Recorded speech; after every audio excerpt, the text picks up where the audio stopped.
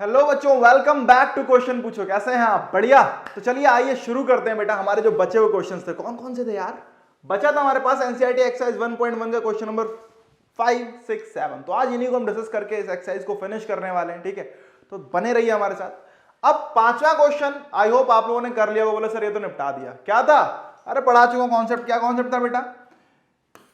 कि एक number check whether check करना है कि 6 की पावर n जो होगा, एक नंबर होगा 6 raise to the power n can end with digit 0।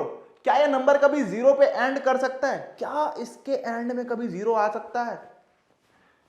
For any natural number n, मतलब n की किसी भी वैल्यू के लिए। तो बेटा कब 0 आता है एंड में? ध्यान करो, कब आता है भाई?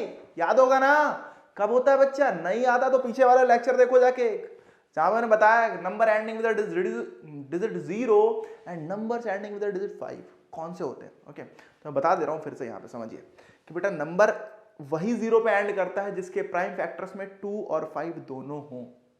अगर नहीं है तो सवाल ही नहीं होता कि वो 0 पे एंड कर जाए। क्लियर है? तो आइए लिख लेते हैं। तो आइए समझते हैं। तो if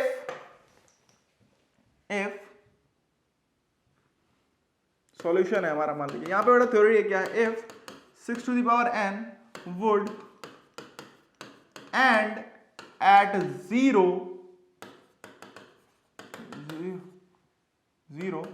then its prime factorization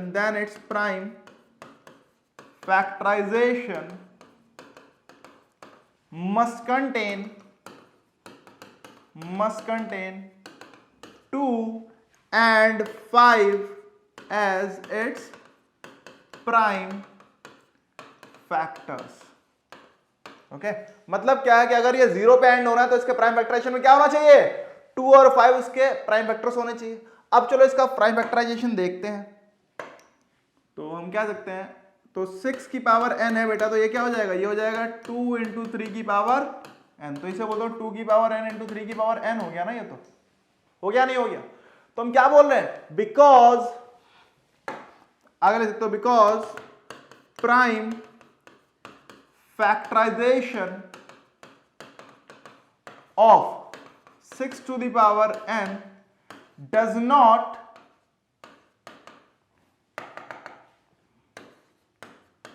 contains, क्या नहीं है? 2 तो मिल गया लेकिन क्या नहीं मिला? 5 नहीं मिला यार। तो क्या बोलेंगे? does not contains 5 as its prime factor।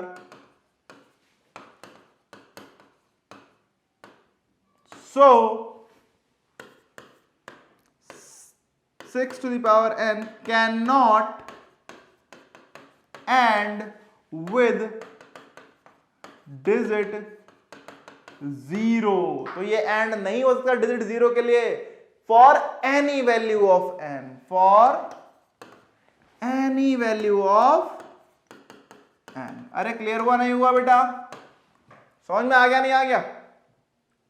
अरे क्लियर है बच्चा? तो 6 टू द पावर n कब एंड होता है 0 पे? जब इसके प्राइम फैक्टर्स में 2 और 5 होते। 2 तो दिख रहा है भाई, 2 तो मिल गया हमें, लेकिन क्या नहीं मिला? 5 नहीं मिल रहा। और 2 मिल गया, 5 नहीं मिल रहा, इसलिए हमने क्या किया? हम कह सकते हैं कि हाँ भाई ये 0 पे एंड नहीं होगा। समझ में आ गया? तो चलिए आगे बढ़ते हैं, नेक्स्ट क्वेश्चन की तरफ बढ़ते हैं। अगर आपने नहीं लिखा तो लिख सकते हैं अभी भी। Okay, this was answer. तो नेक्स्ट क्वेश्चन हमारा वेट कर रहा है। क्या है भाई? एक्सरसाइज 1.1 का फिर से 6th क्वेश्चन है। अब यहां बताना है कि explain this number and this number are composite number. मतलब ये नंबर दे दिए इन्होंने और बोल रहे हैं कि एक्सप्लेन करो कि ये कंपोजिट नंबर है। कंपोजिट नंबर क्या होता है भाई? जल्दी से बताओ। हाँ, अरे दिमाग को घुमाओ थोड़ा सा यार। चमक रहा नहीं चमक रहा? कुछ पुराना भूल गए क्या यार? ऐसा ना किया करो भाई, थोड़ा सा रिवीजन कर लिया करो चीजों का। ओके ओके, अभी वीडियो पुरानी देख लीजिएगा जिससे कि आपको रिवाइज हो जाए। कंपोजिट नंबर प्राइम में जहां पढ़ाया हूं बता देता हूं फिर भी हल्का सा। कंपोजिट नंबर क्या होता है? जिसके मोर देन 2 फैक्टर होते हैं। मतलब क्या है? वो खुद से डिविजिबल होता है, 1 से होता है, इसके अलावा भी किसी और नंबर से भी डिविजिबल होता है। क्लियर है नहीं क्लियर है? अरे याद आ रहा नहीं आ रहा है? अरे जो किसी की टेबल में आ जाता है, ध्यान आ रहा है? तो आइए देखते हैं। अब इसको मुझे कंपोजिट दिखाना है, इसको भी कंपोजिट दिखाना है, जबकि ये सारे के सारे प्राइम नंबर दिख रहे हैं मुझे। यहां भी सारे के सारे प्राइम नंबर दिख रहे हैं, बस ये 4 यहां पे कंपोजिट दिख रहा है। चलो 6 भी कंपोजिट दिख रहा है, खैर कोई बात नहीं, कैसे दिखाते हैं वो देख लीजिए। तो बेटा क्या होता है, चलो पहला नंबर लेते हैं हम, 7 × 11 × 13 + 13। तो बेटा फर्स्ट नंबर था हमारे पास 7 × 11 × 13 प्लस का 13। ओके, आप ध्यान से देखो बेटा, तो अगर देखें तो ये अलग है। ओके, तो इन दोनों में कॉमन क्या है बेटा, 13 कॉमन है, 13 कॉमन ले लो, ले लिया, क्या आ गया यहाँ पे, क्या आ गया 7 × 11 प्लस इधर 1 बचेगा, अरे बचेगा नहीं बचेगा, 13 में 13। ओके, तो बेटा क्या हो गया, ये हो गया 13, 11 77 प्लस 1 78 हो गया। तो बेटा ये आ गया 13 × 78। देखा जाए तो 2 फैक्टर होगा नहीं होगा अपने आप में, अरे हो गए, चाहो तो इसको और फैक्टराइज कर सकते हो, क्या आएगा 23 × 78। तो बेटा ये हो जाएगा, ध्यान से देखो, तो ये होगा 13 × 13 × 6 को लिख सकता हूँ 2 × 3। तो देख लो कितने फैक्टर आ गए नहीं आ गए, तो because this number contains more than 2 factors. Okay, मतलब 1 और खुद के अलावा ये बहुत सारे नंबर से डिविजिबल है, क्योंकि बेटा ये 13 से भी डिविजिबल होगा, ये 2 से भी डिविजिबल होगा, ये 3 से भी डिविजिबल होगा, और ये नंबर अपने आप जितना बड़ा नंबर होगा उससे भी डिविजिबल होगा। ओके, तो हम बोल सकते हैं बिकॉज, क्या बोल सकते हैं, बिकॉज क्या था number 7 × 11 × 13 plus 13 number contains more than 2 factors, therefore it is a composite number।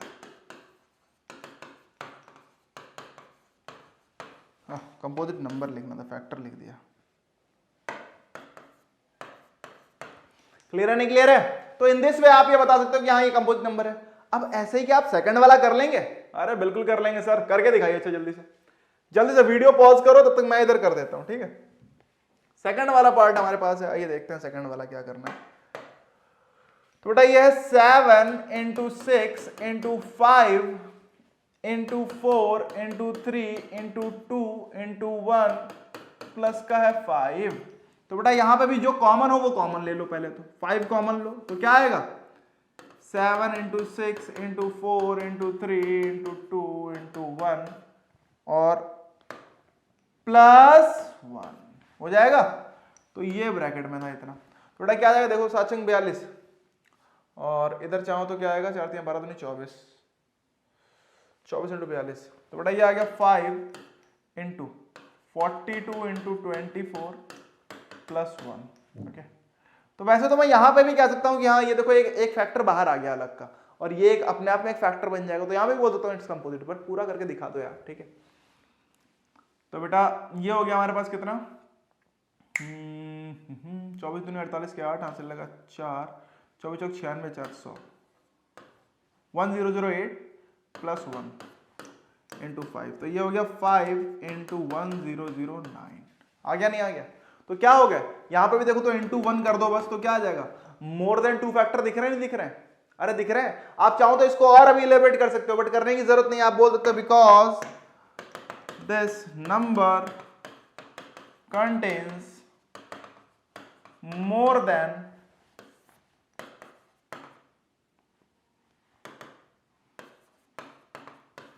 2 factors, therefore it is a composite number। हाँ, अगर कोई टीचर आपको बोले नहीं पूरा करके दिखाओ, तो भाई ये क्या करना, 1009 का क्या कर लो, खड़क कर लो। वैसे 1009 मुझे ऐसा क्यों लग रहा है ये जाएगा ही नहीं यार। 3 3 9 3 3 9 नहीं जाएगा, 19 से तो नहीं। अब बाकी देखिएगा किससे जाएगा, जा भी सकता है, आपको देखना पड़ेगा प्राइम नंबर से डिवाइड करके। वैसे आपको करने की जरूरत नहीं पड़ेगी, आप इतने पे ही इसको भी कह सकते हो कि हाँ भाई मोर देन, क्योंकि अभी ये नंबर अपने आप में एक फैक्टर होगा, 5 से भी डिविजल है, 1009 से भी डिविजल है, और ये अपने आप से डिविजल होगा, और ये 1 से भी डिविजल है। तो बेटा मोर देन 2 फैक्टर होगा नहीं होगा? 1 और खुद के अलावा जितने फैक्टर हो गए मोर देन खुद वाले हो गए। तो इसलिए बेटा क्या है, कंपोजिट नंबर है। क्लियर है नहीं क्लियर है? इसीलिए आपको डेफिनेशंस पहले लेक्चर में पढ़ा दी थी मैंने, प्राइम क्या होता है, कंपोजिट क्या होता है, क्योंकि मुझे पता था ऐसी चीजें आएंगी। ओके, चलिए तो आगे बढ़े, नेक्स्ट उस पे आते हैं। ओके, तो हो सकता है कुछ बच्चे सोच रहे हैं सर क्या पढ़ा रहे हो हैं, जो पढ़ा रहा हूँ बेटा आपको सोच समझ के पढ़ा दे रहा हूँ कि हाँ भाई आपसे कुछ छूटे ना, सारा उड़ा दो आप। बोलो सर उड़ा दिया मैंने, ठीक है। अगला है हमारे पास एनसीईआरटी एक्सरसाइज 1.1 का लास्ट क्वेश्चन है हमारे पास। क्या है भाई? क्वेश्चन नंबर 7, ये एक वर्ड प्रॉब्लम है। ओके, अब वर्ड प्रॉब्लम है तो वर्ड में प्रॉब्लम बहुत सारे बच्चों को हो जाती है, ये भी बात है। मतलब वर्ड प्रॉब्लम में बहुत सारी प्रॉब्लम आती है क्योंकि लोग भाषा नहीं समझ पाते हैं बेटा, लैंग्वेज। ओके, तो बेटा उसके लिए थोड़ी इंग्लिश मजबूत करनी होगी। मैथ्स मैं मजबूत करवा दे रहा हूँ, इंग्लिश अपनी मजबूत करके आइए थोड़ी बहुत, ठीक है, जिससे कि दोनों कॉम्बिनेशन होगा तो क्वेश्चन समझ में आ जाएगा, और समझ में आ गया तो आप उड़ा दोगे, इतना पता है मुझे। क्लियर है? क्योंकि कॉन्सेप्ट क्लियर कर दूंगा, लेकिन वही है, अब इंग्लिश तो यार आपको सही करनी पड़ेगी ना, isn't it? आइए लेट्स सी। क्वेश्चन है हमारे पास, देयर इज अ, ध्यान से देखिए क्या बोला कि देयर इज अ, क्या बोल रहे हैं भाई, सर्कुलर पाथ। क्या है भाई? सर्कुलर पाथ है around a sports field. Okay, एक स्पोर्ट्स फील्ड, मान लो एक फील्ड था। ओके, अब उस फील्ड के अराउंड क्या है? एक सर्कुलर पाथ है। ओके, फॉर एग्जाम्पल मैं बोलूं ये एक फील्ड है, समझिएगा, जस्ट लाइक ये एक हमारी फील्ड हो गई। अब इसके चारों तरफ ये सर्कुलर पाथ बना दे रहा हूं, ठीक।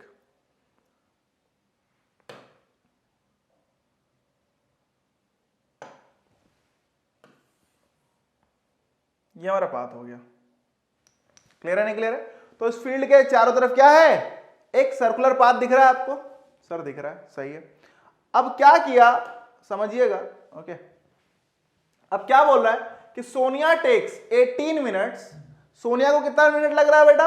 18 मिनट लग रहा है to drive 1 round of the field. मतलब एक चक्कर लगाने में, ड्राइव 1 राउंड का मतलब क्या है कि एक चक्कर जो लगा रही है, उस एक चक्कर को लगाने में उसे 18 मिनट लग रहा है। क्लियर है? ठीक है। वाइल रवि, एक लड़का है रवि नाम का। ओके, तो ये रहे रवि भैया। ओके, रवि भैया को कितना लग रहा है बेटा? 12 मिनट लग रहा है। कितना लग रहा है? 12 मिनट। ठीक है, तो ये 12 मिनट इन्हें लगा। फॉर द सेम, उसी फॉर द सेम का मतलब होता है उसी काम को करने में। ठीक है, मतलब उसी एक चक्कर को लगाने में सोनिया मैम को लगा 18 और रवि सर को लग रहा है भाई कितना? 12 मिनट। ओके, अब उसके बाद क्या हुआ कि suppose they both start at the same point. मान लो वो सेम पॉइंट से शुरू किया, मान लेते हैं ये सेम पॉइंट ये था, यहां से भाई सोनिया भी शुरू कर रही है, यहीं से रवि भी शुरू कर रहे हैं। ठीक, सोनिया भी रवि भी शुरू कर रहे हैं। ठीक, start at the same point and at the same time. उतने बजे बोले, जितने बजे सोनिया आएगी उतने बजे रवि आएगा। ठीक है, और उतने बजे से शुरू हो जाएगा। क्लियर है? And go in the same direction, जा भी सेम डायरेक्शन में रहे। मान लीजिए ये भी इधर जा रही थी तो ये भी बोले हम भी जाएंगे तो इधर ही। ओके, तो आइए भाई, अगर ये सेम डायरेक्शन में जा रहे हैं तो आफ्टर हाउ मैनी मिनट्स, कितने मिनट के बाद, after how many minutes will they meet again at the starting point. ये पूछ रहे हैं भाई कि अब इनकी दोबारा मुलाकात कब होगी। तो बताइए बच्चों कि इनकी दोबारा, सोनिया और रवि की दोबारा मुलाकात कब होगी? कि इन्हें 18 मिनट्स लगते हैं। कितने लगते हैं? 18 मिनट्स। ओके, और रवि को लगते हैं 12 मिनट। कितने लगते हैं बेटा? 12 मिनट।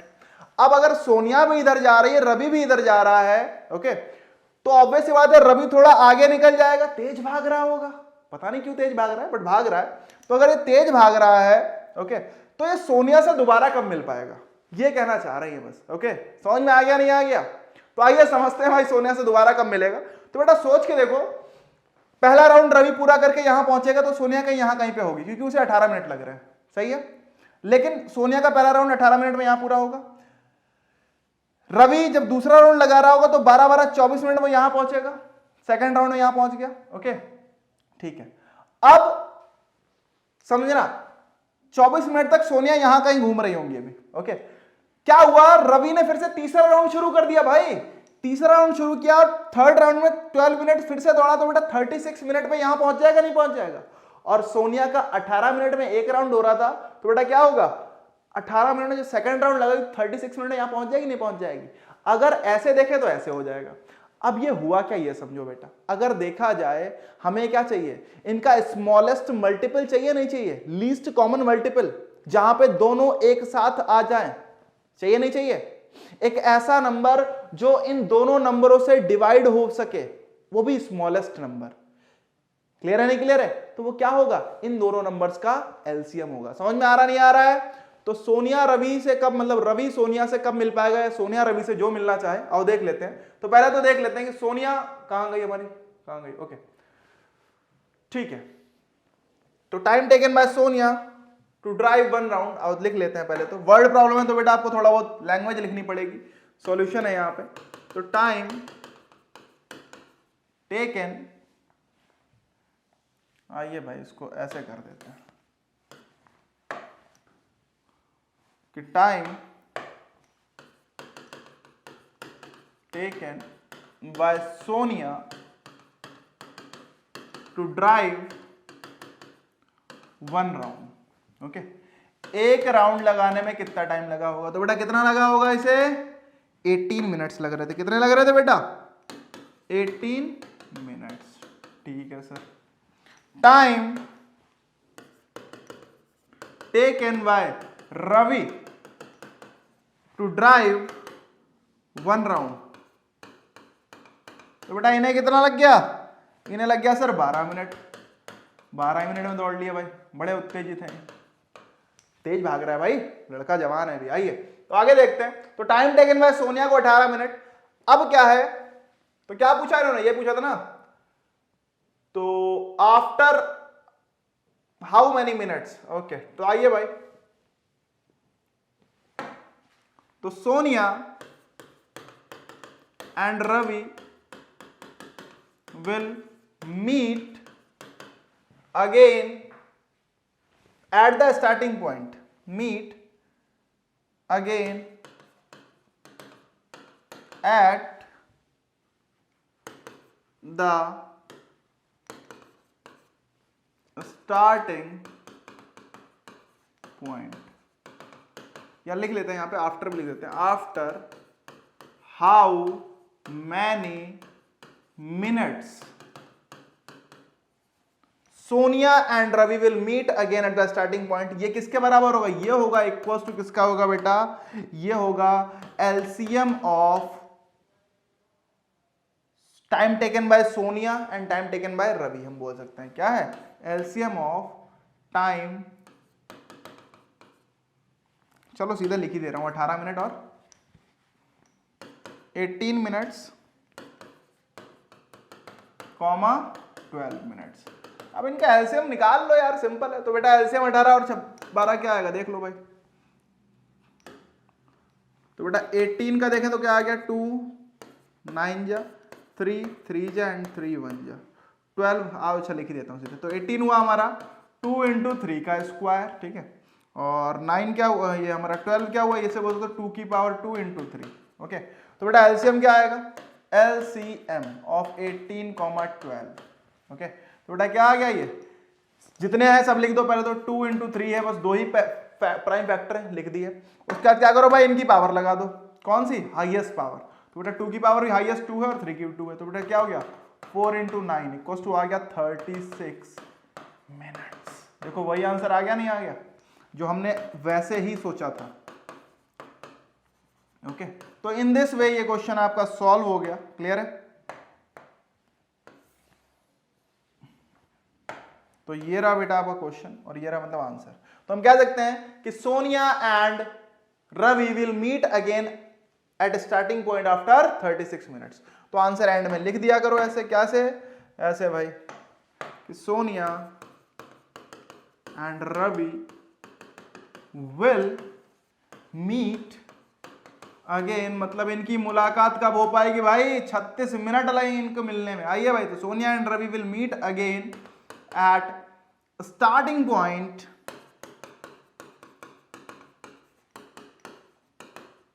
After 36 minutes. क्लियर है, नहीं क्लियर है, तो समझ में आ गया। आई होप सो ये एक्सरसाइज आपकी क्लियर हो गई होगी, ओके। तो सोनिया और रवि दोबारा कब मिले, 36 मिनट्स के बाद मिले, कहां पे, स्टार्टिंग पॉइंट पे। क्लियर है, नहीं क्लियर है, तो यहीं पे आज इसको एंड करते हैं, ओके। यहीं पे आज इसको खत्म करते हैं कि भाई, ओके। तो कल के क्लास में हम जो शुरू कर रहे हैं, नेक्स्ट क्लास में जो हम शुरू करेंगे, क्या शुरू करेंगे, वो बहुत ही इंपॉर्टेंट टॉपिक है, बिकॉज उससे क्वेश्चन आता ही आता है। हम इर्रेशनलिटी पढ़ने वाले हैं, हम प्रूफ ऑफ इर्रेशनलिटी पढ़ने वाले हैं, ओके। तो उस पर एक थ्योरम होगी, वो हम डिस्कस करने वाले हैं। तो मिलते हैं नेक्स्ट क्लास में, तब तक के लिए बाय बाय। और अगर अभी तक आप नहीं जुड़ पाए हमारे साथ, किसी वजह से नहीं क्लिक हो पाया था बटन, तो बेटा क्लिक कर लो सब्सक्राइब का बटन और जल्दी से जुड़ जाओ हमारे साथ, बिकॉज बहुत ही मजेदार कंटेंट और बहुत ही फन करते करते हम पढ़ने वाले हैं। ओके, गारंटी ले सकता हूं कि हाँ मैथ्स आप सीख जाओगे अगर साथ में आओगे। Okay, wish you all the best, मिलते हैं नेक्स्ट क्लास में, तब तक के लिए बाय बाय।